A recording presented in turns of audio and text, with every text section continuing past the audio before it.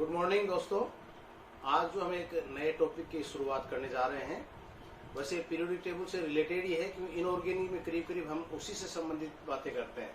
जिससे पूर्व में आपको हम एल्कली, एल्कलाइन, अर्थ मेटल्स इनके बारे में बात की थी, तो फर्स्ट ए, फर्स्ट बी या सेकंड ए की बात की थी यहाँ पे। इसी प्रकार से थर्ड की बात करते हैं, वर्ग की, फोर्थ की बात करते हैं। उसमें एक नई चीज आती है जो हमारे सिलेबस में इम्पोर्टेंट टॉपिक के नाम से है, वो है अपना लेंथेनॉइड केमिस्ट्री, और वो दे रखा lanthanoid and actinoid chemistry. But अपन यहाँ पे आज हम लेंथेनॉइड केमिस्ट्री के बारे में बात करेंगे। और इसके पूर्व स्थिति में बता दूं आपको कि एस, पी, डी और एफ ब्लॉक में जिस प्रकार से पीरियोडिक टेबल को डिस्ट्रीब्यूट किया गया था, और उसके अंदर एक एफ ब्लॉक का बहुत बड़ा इंपॉर्टेंट रोल था कि एफ ब्लॉक को अलग से हमने नीचे क्यों आइडेंटिफाई किया था। ये सारी बातें आज हम एस ब्लॉक की स्टडी में करेंगे, जो निम्न प्रकार से। तो आज का जो टॉपिक हम ले रहे हैं वो है chemistry of lanthanoids. Chemistry of lanthanoids पढ़ने से पहले मैं थोड़ा सा एक बार आपको पीरियोडिक टेबल की तरफ लेकर जाना चाहूंगा, जिसके अंदर हमने देखा है पीरियोडिक टेबल में किस तरह से इनको अरेंज किया गया है, और उस बेस पे हम इसकी आगे स्टडी कर रहे हैं।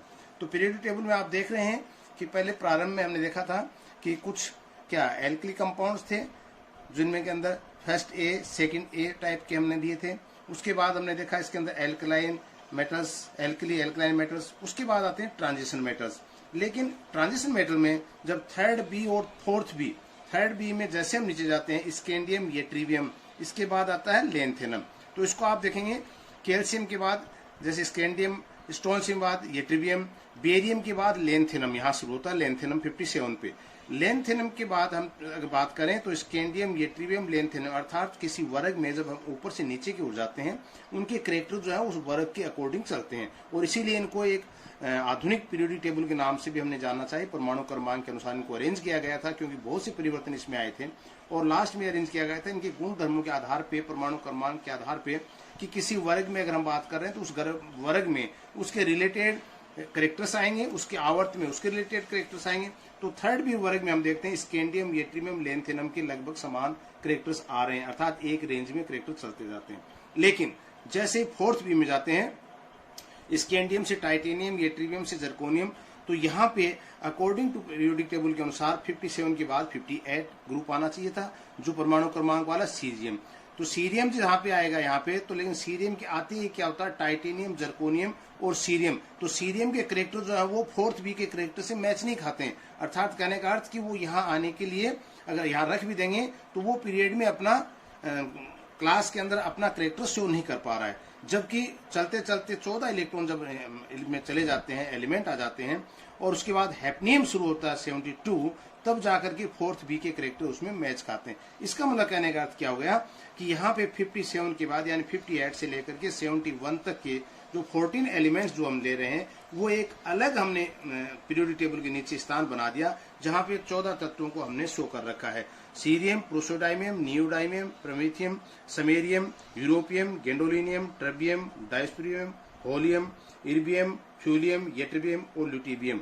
इस प्रकार से 14 तत्वों को हम अगर यहाँ स्थान देते तो आप समझ सकते हैं पीरियोडिक टेबल की स्थिति क्या होती। तो इससे बचने के लिए ये एक नया मॉडल में लिया आधुनिक पीरियोडिक टेबल में कि एफ ब्लॉक के एलिमेंट्स को, इसमें 4f और 5f, 5f में एक्टिनियम के आ जाएंगे, 4f में चूंकि हम लेंथेनॉइड की बात कर रहे हैं तो लेंथेनॉइड के एलिमेंट्स आएंगे। तो इनको एक अलग स्थान पीरियोडिक टेबल में प्रोवाइड किया गया। वो क्यों किया गया, हमने देखा है बेरियम के बाद जब 6s2 कंप्लीट हो गया तो 5d1 शुरू होता है। 5d1 के अंदर आप देखते हैं यहाँ पे कि एक इलेक्ट्रॉन लेंथेनम के अंदर प्रवेश कर रहा है। लेकिन आगे अगर हम सीरियम की बात करें तो सीरियम के अंदर 5d के अंदर 2 इलेक्ट्रॉन होने चाहिए, लेकिन वैसा नहीं हो पा रहा है। तो इसके हम चर्चा ले रहे हैं। तो ये पीरियोडिक टेबल के अनुसार अगर हम चलें तो आप देखेंगे कि यहाँ पे ये सेकेंड वर्ग की हम बात करते पीरियड की, third period, fourth, fifth, sixth, eighth. तो सेकेंड के अंदर कोई दिक्कत नहीं है। First A alkali metals, alkaline metals आगे, lithium, beryllium, third B, fourth खाली यहाँ पे। तृतीय में भी यही देखते हैं कि सोडियम, मैग्नीशियम यथास्थान है। चतुर्थ के अंदर पोटेशियम, कैल्शियम, फिर ट्रांजिशन मेटल की शुरू होगी, स्कैंडियम, टाइटेनियम, इस प्रकार से रिंग चलती जाएगी। लेकिन यहाँ बात हम जो करेंगे वो करेंगे छठे पीरियड की। छठे पीरियड में के अंदर क्या होता है, लेंथेनॉइड्स के एलिमेंट्स आ जाएंगे। यहाँ जैसे मैंने बताया कि सीरियम 55, उसके बाद क्या आता है 6s2, यानी बेरियम के अंदर 6s2 कंप्लीट हो जाता है। अब देखिए यहाँ पे जैसे लेंथेनम 57 का एलिमेंट आया तो मैंने कहा था यहाँ इसके बाद 14 एलिमेंट जो है वो लेंथेनोइड्स कहलाते हैं, यानी लेंथेनम उसका पेरेंटल कंपाउंड मान सकते हैं। उसके बाद जो 14 एलिमेंट आ रहे हैं वो उसके रिलेटेड कंपाउंड है, इसलिए उनको हमने एक अलग स्थान 4F के नाम से नीचे पीरियोडिक टेबल में दे दिया। उसके बाद मैंने कहा हैप्नियम 72 जो कि 4th बी का था, जिसने अपनी यथास्थान जगह ग्रहण कर ली और वो करेक्टर के अनुसार चला। इसी प्रकार से एक्टिनियम में 14 एलिमेंट जो एक्टिनियम 89 के बाद 90 से शुरू होकर के आपके यहाँ पे रेफनियम 103 तक के, लोरेंशियम तक के एलिमेंट आएंगे, वो भी 14 तत्वों को नीचे ही हमने रखा। तो ये एक स्थान बताया कि किस प्रकार से इस बेरियम के बाद लेंथेनम, लेंथेनम के बाद सीरियम आना चाहिए था, लेकिन सीरियम नहीं आकर के हमने कहा हैप्नियम आ रहा। इसका मतलब क्या, बीच के 14 तत्व जो एक अलग स्टेडी में लिए गए। तो यहाँ भी दिखाया गया, देखिए ट्रांजिशन एलिमेंट्स में N-1D और -1F, इसको आप देखिए इस प्रकार से हम समझ सकते हैं। ये एक नाभिक है और इसके दोनों चारों ओर क्या है, ये कक्ष है। तो यहाँ पे आप देखते हैं सबसे आउटर मोस्ट सेल को हम कहते हैं जैसे NS ऑर्बिट, ये NS orbital outermost shell. इसके पहले जो आता है ये N-1D, जिसको हमने कहा था ट्रांजिशन एलिमेंट ऑर्बिट भी बोल देते थे, संक्रमण तत्व का ऑर्बिट। और यहाँ जो हम बात कर रहे हैं वो आता है N-2F ऑर्बिट, ये आता है किसका, रेयर यानी इसका एफ ब्लॉक के एलिमेंट्स का। तो कहने का अर्थ क्या, आप देखते हैं कि बाहर से अंदर की ओर यानी नाभिक के बिल्कुल नजदीक पहुंच गया, इनको बोलते हैं अंदर तक घुसने की स्थिति होगी एफ एलिमेंट्स की। और इस एफ जो कक्ष है जो अंदर तक चला गया, इसके कारण से इसके बहुत से करेक्टर कॉम्प्लेक्स के, कलर के, स्पेक्ट्रम के सारे ट्रांजिशन एलिमेंट से डिफ्रेंशिएट होते गए, क्योंकि ये तो एक अपनी सीमा पे आउटरमोस्ट पे है जो कि लिगेंड के साथ आसानी से क्रिया कर सकता है और अपने बंध बना सकता है, लेकिन ये अंदर की ओर चला गया। अंदर की ओर जाने से इसके करेक्टर सारे चेंज होते जाते हैं और जिनके हम स्टडी भी कर रहे हैं। तो हम क्या कहेंगे, ये दूसरा नाम क्या देखते हैं, लेंथेनोइड्स तत्व यानी एफ ब्लॉक एलिमेंट्स तत्व, लेंथेनोइड्स भी बोल देते हैं इनको। दूसरा इनको बोल देते हैं ट्रांजिशन एलिमेंट, तो ये थे डी वाले, इनको बोलते हैं इनर ट्रांजिशन एलिमेंट, यानी जो कि ट्रांजिशन एलिमेंट की और भी अंदर की ओर आ रहे, इसलिए इनको इनर ट्रांजिशन एलिमेंट के नाम से बोल दिया। तो सामान्य से इसका दर्शाते हैं LN के द्वारा इनको संबोधित हम करते हैं। तो देखिए सीरियम 58 से ल्यूटेशियम 71 तक के मैंने कहा था ट्रांजिशन इनर ट्रांजिशन एलिमेंट, जिसका क्या था N-2F, यानी F कक्ष के अंदर इलेक्ट्रॉन की बढ़ने की प्रवृत्ति इसकी शुरू हो जाती है। एक्टिनियम के बाद आगे बात करेंगे तो प्रथम संकरण संरचना जैसे सीरियम 2, ल्यूटेशियम यानी लेंथेनोइड्स, लेंथेनोन्स या दुर्बल मृदा तत्व है, रेयर अर्थ मेटल्स के रूप में भी इनको जाना जाता है। क्यों, क्योंकि इनके ऑक्साइड जो सोर्स जो था वो ऑक्साइड था, ऑक्साइड से इन्हें प्राप्त किया था और उस समय इनका सिंथेसिस बहुत ही कम मात्रा में थे, बहुत ही कम मात्रा में प्राप्त हो रहे थे, तो इनको हमने क्या कहा, मृदा तत्व भी कह दिया। आज तो बहुत सिंथेसिस हो रहे हैं इनके आगे, उस समय ऐसी स्थिति नहीं थी। प्रारंभ इन तत्वों से ऑक्साइड से ही निष्कर्षित किया गया था, उस समय प्राचीन नाम इनको अर्थ मेटल दिया गया था। दूसरा, आधुनिक आवर्त सारणी में तत्वों परमाणु भार के स्थान में मैंने बताया पहले कि परमाणु क्रमांक के आधार पर हमें आवर्तिता में इस क्रम से रखा गया, जिससे समान गुण तथा समान इलेक्ट्रॉन के विन्यास के आधार पर वर्ग के अंदर ही अपने समाहित होते जाएंगे। तो इनको हम लेते हैं आगे, उसके बाद हम करेक्टर पे चलते हैं कि इनके करेक्टराइजेशन कैसे हैं। पहले हम लेते हैं सबसे पहले इलेक्ट्रॉनिक कॉन्फ़िगरेशन। इलेक्ट्रॉनिक कॉन्फ़िगरेशन से क्या आता है, किसी भी एलिमेंट्स के लिए उसके करेक्टर को व्यक्त करने के लिए उसका इलेक्ट्रॉनिक विन्यास महत्वपूर्ण स्थान रखता है। अब इलेक्ट्रॉनिक विन्यास में आप 2-3 चीजें यहाँ देखिए ध्यान से।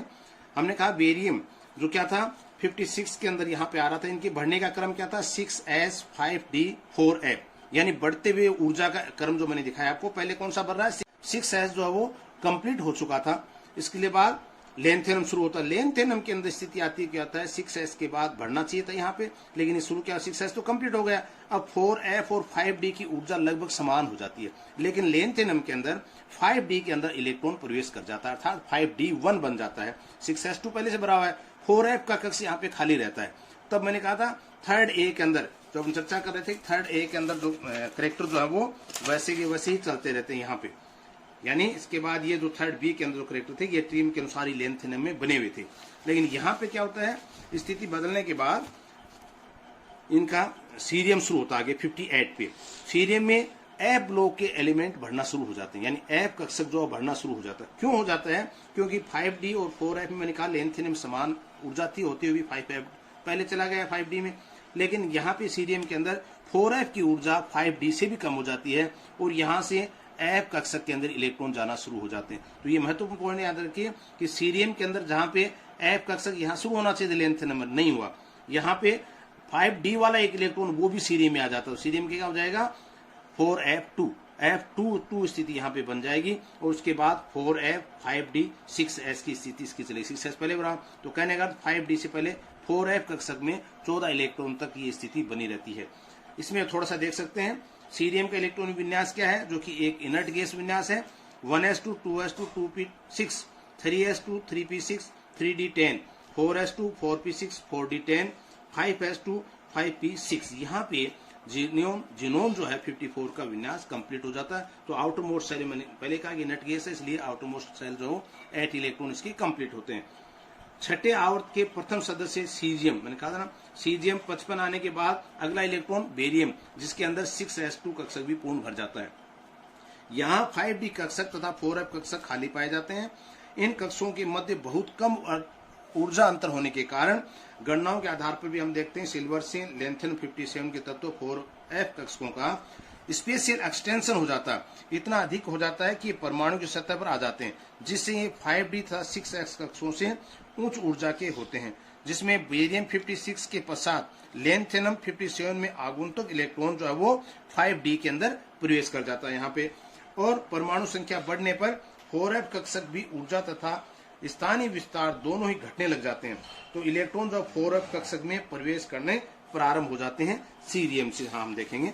इसके बाद देखिए लेंथेनम 57 के पश्चात नाभिक के आवेश में 1 की वृद्धि होती जाती है और 4f कक्षकों की ऊर्जा तेजी से कम होने लग जाती है, जिससे 5d कक्षक की अपेक्षा कुछ कम ऊर्जा के हो जाते हैं। कौन से 4f कक्षक 5d से कम ऊर्जा के हो जाते हैं 4f कक्षक। और 5d कक्षकों की कम होने के कारण d कक्षकों के बढ़ने का क्रम जो लेंथेनम पर शुरू हुआ था, यहाँ पे लेंथेनम ने कहा था d कक्षक बढ़ रहा है, वो शुरू हुआ था वो यहीं पे ही बंद हो जाता है और f कक्षक बढ़ना शुरू हो जाता है। प्रथम तथा द्वितीय संक्रमण श्रृंखला की तरह आगे चालू नहीं रह पाता है और सीरियम पर ही इसका टूटना प्रारंभ हो जाता है। सीरियम का विन्यास 5d2 6s2 के स्थान पर क्या हो जाता है 4f2 6s2 पाया जाता है। तो ये ध्यान देने की बात है। यहाँ हमने कहा था लेंथेनम का क्या था 5d1। अब इनका इलेक्ट्रॉन विन्यास के ऊपर आ जाए तो इनका लेंथेनम का आपने देखा है 5d1 6s2। तो ये आयनिक अवस्था में क्या आ जाएगा 2 और 1 3, तीनों जो ऑक्सीडेशन स्टेट आगे पढ़ेंगे, तीनों इलेक्ट्रॉन निकलने के पश्चात क्या स्थिति हो जाए F में 0 विन्यास प्राप्त कर लेता है। तो कहने का यहाँ पे 5d शुरू हुआ क्योंकि 4f से एनर्जी का मान इसमें कम था, लेकिन जैसे सीरियम में हम पहुंचे तो यहाँ पे आप देखते होना क्या चाहिए था 4f शुरू यहाँ पे आना चाहिए था 5d2, लेकिन वो नहीं आया। 5d2 6s2 होना चाहिए था, उसके स्थान पे क्या आ गया 4f2, यानी 1d वाला इलेक्ट्रॉन भी इसमें आ गया और 6s2 विन्यास प्राप्त हो गया। अगर आयनिक फॉर्म में देखें तो 0 फिर 1 2 3 4 5 ये अपने एक क्रम वाइज बढ़ते जाएंगे आगे। उसके बाद देखिए प्रोसोडाइमियम में 4f3, नियोडाइमियम 4f4, प्रोमीथियम में 4f5 और सिमेरियम में 4f6 और हाफ फील्ड तक आता है तो यूरोपियम में 4f7 6s2 विन्यास प्राप्त कर लेते हैं। तो यहां तक देखने वाली चीज आई कि लेंथेनम के अंदर 4f से 5d कक्षक की ऊर्जा का मान जो कम होने के कारण जो इलेक्ट्रॉन f में जाना चाहिए था वो किसमें चला गया 5d में प्रवेश कर जाता है। फिर एक चीज आती है आगे 64 में गैंडोलिनियम, जो कि हाफ फील्ड पूर्ण होने के पश्चात, क्योंकि ये पहले हमने पढ़ चुके हैं कि खाली कक्षक, अर्धपूरित कक्षक और पूर्ण भरे हुए कक्षक मोर स्टेबल होते हैं देन अदर। सो मोर स्टेबल होने के कारण यूरोपियम स्टेबल हो गया। गैंडोलिनियम चाहता है कि उसी स्टेबल अवस्था में रहे, तो इसका मतलब 4s विन्यास कायम रखता है, लेकिन जैसे ही 4s विन्यास स्थायी हो जाता है तो 5d कक्षक की ऊर्जा फिर थोड़ी सी कम हो जाती है और कम होने से गैंडोलिनियम के अंदर जो एक इलेक्ट्रॉन 4f में जाना चाहिए था वो किसमें गया 5d कक्षक में प्रवेश कर जाता है एज ए लेंथेनम की तरह। तो यहाँ पे कारण क्या देंगे कि हाफ फील्ड होने के कारण ये 5d में प्रवेश करता है। फिर आगे कंटिन्यूटी रहेगी। ट्रिबियम में एक इलेक्ट्रॉन जो d वाला भी था, एक अपना इलेक्ट्रॉन बढ़कर क्या हो गया 4f9 6s2। यहाँ पे डायस्प्रोबियम, होल्मियम, इर्बियम, थ्यूलियम, येट्रिबियम तक वही स्थिति चल रही है वापिस। फिर ल्यूटेटियम के अंदर जाकर फिर स्थिति चेंज हो रही है क्योंकि यहाँ पे फुल फील्ड हो गया, 4f कक्षक जो है पूर्ण भर गया। पूर्ण भरने के पश्चात फिर 5d की ऊर्जा कम होने के कारण एक इलेक्ट्रॉन जो 5d के अंदर प्रवेश कर गया। तो तीन चीजें यहाँ पे आपको विशेष ध्यान रखनी है कि लेंथेनियम की स्थिति, गैंडोलिनियम की स्थिति और ल्यूटेटियम की स्थिति, ये 5d1 विन्यास वाली स्थिति बनाए रखते हैं। अब पॉइंट हम लेते हैं इसके अंदर इलेक्ट्रॉनिक कॉन्फ़िगरेशन के पश्चात oxidation state. Oxidation state, oxidation state में आप देखते हैं कि लेंथेनम के अंदर 3 प्रकार की ऑक्सीडेशन स्टेट मिलती है हमें, +2, +3 और +4 टाइप की 3 प्रकार की ऑक्सीडेशन स्टेट मिलेंगी। यानी आउटरमोस्ट सेल से इलेक्ट्रॉन निकलने के पश्चात कोई स्पीसीज कैसे स्थायी बनी रह सकती है वो उसकी ऑक्सीडेशन स्टेट को शो करती है। तो यहाँ पे +3 जो मोर स्टेबल है, मोर स्टेबल ऑक्सीडेशन स्टेट कहलाती है। +3 क्यों कहलाती है आगे हम डिस्कस करेंगे, पर कुछ एलिमेंट इसके अंदर हैं जो +2 भी बनाते हैं और कुछ एलिमेंट्स ऐसे हैं जो +4 भी बनाते हैं। क्यों बनाते हैं ये भी हम बात करेंगे। तो पहला का अर्थ क्या होगा इसमें कि 3 प्रकार की ऑक्सीडेशन स्टेट है। अब हम लेते हैं 1 बाय 1 को हम इसमें देख करके। देखिए लेंथेनम सभी स्थायी यौगिक निर्माण लेंथेनम +3 में करते हैं। पहले हम तो आ चुके इसमें। तो लेंथेनम के अब देखिए मैंने कहा था +4 भी बनता है और +2 भी बन रही हैं। तो +4 स्थिति में क्या है, सीरियम +4 जहां पे क्या होता है 4f0 विन्यास प्राप्त करता है। ट्रिबियम +4 4f7 हाफ फील्ड हो जाता है। इसी प्रकार से यूरोपियम 4f7 जो कि +2 स्थिति दर्शाता है। ये ट्रिबियम 4f14 जो जिनोन के बाद आते हैं सारे, ये भी +2 स्थिति दर्शाता। अब यहाँ इस चीज को देखिए आप थोड़ा सा यहाँ अपन समझ सकते हैं। मैंने कहा था 3 एलिमेंट्स कौन से, लेंथेनम, गैंडोलिनियम और ल्यूटेटियम। ये तीनों के अगर आपको ध्यान में पिक्चर कि 5D1 विन्यास यहाँ पे शुरू हुआ था, तो इससे पूर्व आने वाले और इससे बाद में आने वाले, तो इनके बाद में आने वालों की ऑक्सीडेशन स्टेट जो जस्ट बाद में आते हैं उनकी +4 स्थिति होती है और इनसे पूर्व जो आते हैं उनकी स्थिति +2 होती है। तो ये बात आपको ध्यान रखनी होगी कि लेंथेनियम, गैंडोलिनियम और ल्यूटेटियम की स्थिति की बनी हुई। तो लेंथेनम से पूर्व आने वाले की बात हम यहाँ नहीं करेंगे, हम बाद में आने वाली बात करेंगे। तो बाद में आएंगे तो वो कौन से होंगे, +4 वाले होंगे। उसमें क्या आ गया, सीरियम, प्रोसोडाइमियम, दोनों की स्थिति हमने ले ली, तो वो क्या स्थिति में आ गए, +4 में। इसी प्रकार से गैंडोलिनियम के अंदर मैंने कहा बाद में आने की स्थिति ले रहे हैं, तो वो क्या है हमारे पास, ट्रिबियम और डायस्प्रियम, जो कि आप इसमें भी देख सकते हैं। पहले जहां पे अपने इलेक्ट्रॉन विन्यास लिखा था मैंने कहा बाद में आने वाले, तो लेंथेनम के बाद में सीरियम, प्रोसोडाइमियम मैंने कहा +4 वाली स्थिति शो कर रहे हैं। गैंडोलिनियम के बाद ट्रिबियम, डायस्प्रियम जो कि ये +4 वाली स्थिति शो कर रहे हैं। इसी प्रकार से हम कहेंगे कि इनसे पहले आने वाले वो होंगे +2 वाली स्थिति में। क्यों, लेंथेनियम से पहले, उसकी बात हम करेंगे। तो गैंडोलिनियम पे आते हैं, गैंडोलिनियम से पहले क्या आता है, यूरोपियम और समेरियम, ये +2 वाली स्थिति शो करेंगे। इसी प्रकार से ल्यूटेटियम के अंदर आते हैं, तो यहाँ ये ट्रिबियम और थ्यूलियम ये +2 वाली स्थिति को शो करेंगे, जो कि यहाँ आपको बता रखा। देखिए ये +2 वाले में थ्यूलियम और ये ट्रिबियम, और ये +4 वाली स्थिति में। तो दूसरी चीज आगे आता है कि ऑक्सीकरण और अपचयन। अब क्या आगे +2 वाली स्थिति जैसे ही बनती है +4 वाली स्थिति, ये भी क्या होगी, +3 के अंदर कन्वर्ट होने की प्रवृत्ति रखेगी ऑक्सीकार के रूप में। और +2 वाली स्थिति भी +3, क्योंकि पहले हम कह चुके हैं कि +3 स्टेबल है। ये कंपाउंड तो बनते हैं लेकिन एनकेन पंकर्ण अगर ऑक्सीकरण है, अपचयन है की स्थिति अपना करके ये वापिस +3 वाली स्थिति में ही आ जाते हैं। तो मैंने कहा कि +Ln यानी lanthanoids +4 oxidation state plus electron जैसे इनका ऐड करेंगे ऑक्सीकरण होगा तो लेंथेनम +3 की स्थिति आ जाएगी। इसी प्रकार से लेंथेनम +2 के अंदर से एक ऑक्सीडाइज होकर इलेक्ट्रॉन बाहर निकलेगा, अपचयन होगा, तो यहाँ पे लेंथेनम +3 अवस्था बन जाएगी। यानी स्थायी अवस्था प्राप्त आने के लिए यहाँ पे आप देख सकते इनका ऑक्सीकरण अपचयन का काम करते हैं। तो सीरियम +4, यूरोपियम +2 मैंने कहा था ये दोनों सर्वाधिक स्थायी हैं, ये +4 स्टेट में, ये +2 में। ठीक है, यौगिक ठोस और द्रव दोनों अवस्था में पाए जाते हैं इनके। अब फिर एक बार आप इसको ग्राफ को थोड़ा देखें कि इनकी और स्थिति को हम कैसे आइडेंटिफाई कर सकते हैं कि ये स्टेबल है या नहीं है।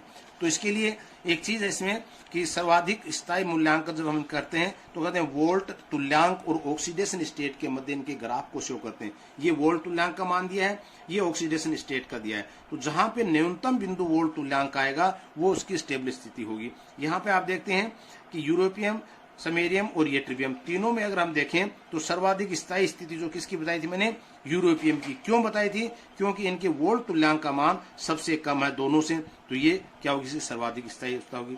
दूसरी ओर अगर +2 में हम बात कर रहे हैं कौन सा स्थायी होगा, क्योंकि +2 में भी हमने कई लिए हैं, जैसे थ्यूलियम, ये ट्रिबियम, ये भी लिए हैं, समेरियम, यूरोपियम, तो ये भी है। तो यहाँ पे हम करें सीरियम, प्रोसोडाइमियम, ट्रिबियम की बात हम करें तो हम देखें तीनों में सबसे ज्यादा स्टेबल कौन है, जिसकी सर्वाधिक स्थायी जो न्यूनतम बिंदु यानी वोल्ट तुल्यांक का मान जो सबसे कम आएगा वो सबसे ज्यादा स्थायी होगा। तो यहाँ भी आप देखते हैं सीरियम जो है वो सबसे स्थायी +4 में, यूरोपियम जो +2 में सबसे स्थायी है। एक बार कई बार पॉइंट पूछ लेते हैं कि एक फ्रास्ट आरेख क्या होता है। फ्रास्ट आरेख तो इसको हम कह सकते हैं कि वोल्ट तुल्यांक व ऑक्सीडेशन स्टेट के मध्य जो ग्राफ बनाया जाता है जिसमें किसी कंपाउंड की ऑक्सीडेशन स्टेट कौन सी स्थायी है को व्यक्त करने वाला ग्राफ जो वो फ्रास्ट आरेख कहलाता है।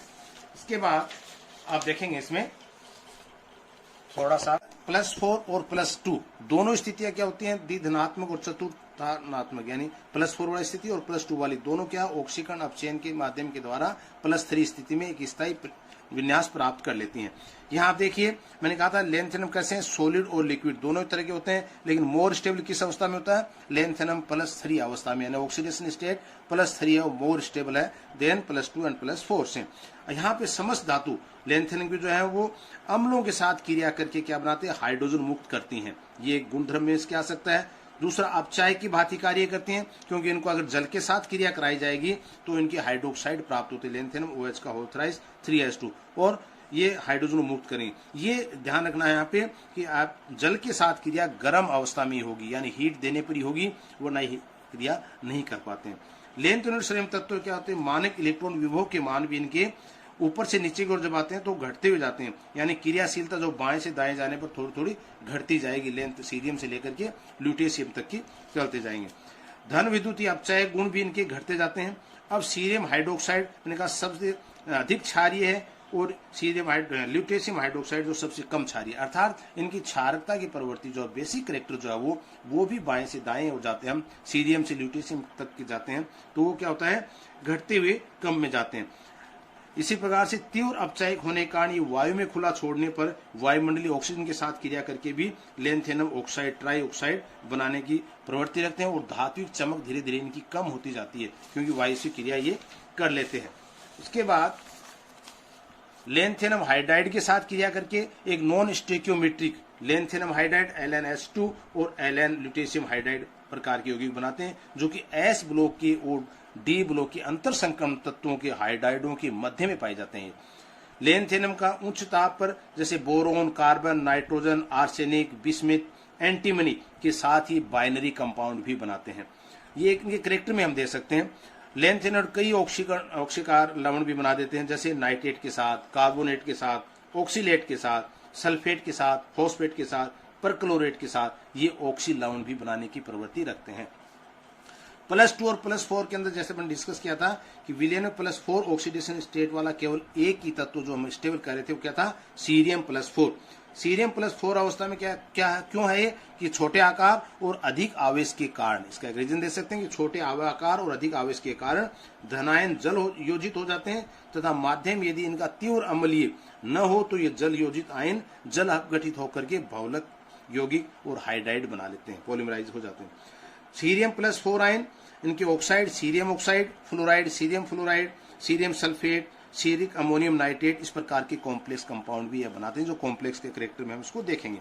+2 ऑक्सीकरण अवस्था में केवल एक लेंथेनम स्थायी यौगिक बनता है, यूरोपियम +2 जो मैंने पहले आपको दिखाया। इसमें इसका हाइड्राइड यूरोपियम हाइड्राइड जैसे कैल्शियम हाइड्राइड के कैरेक्टर है वैसे ही मिलते जुलते यूरोपियम हाइड्राइड के कैरेक्टर भी होते हैं जो कि आयनिक प्रकार के होते हैं। +4 ऑक्सीकरण अवस्था में पाए जाने वाले जैसे और भी हैं, सीरियम तो हमने कहा मोर स्टेबल है, इसी प्रकार से +2 में यूरोपियम मोर स्टेबल है, लेकिन इसके साथ ऐसा नहीं है कि और कंपाउंड इसकी +4 और +2 अवस्था नहीं बनाते हैं, वो भी हैं जैसे प्रोसोडाइमियम, नियोडाइमियम, ट्रिबियम और डायस्प्रियम। लेकिन ये क्या होते हैं, अस्थायी होते हैं, अनस्टेबल होते हैं और ठोस अवस्था में ऑक्साइड व फ्लोराइड के रूप में पाए जाते हैं। ये ज्यादा किसमें, ऑक्साइड में और फ्लोराइड में ही पाए जाएंगे ठोस अवस्था में।